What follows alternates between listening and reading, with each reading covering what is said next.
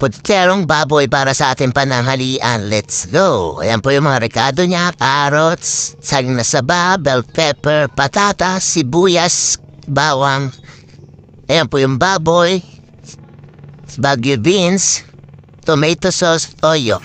Tara, start po tayo magluto. Gisa-gisahin po na muna natin yung mga aromatics, sibuyas at bawang. Gisa-gisa lang po na natin yan para mag-isa ha.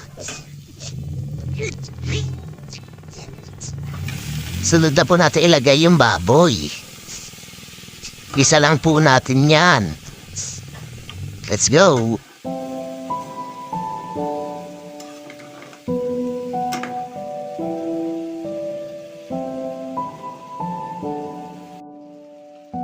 So after natin igisa, lagyan na po natin ng sabaw at ating takuluan.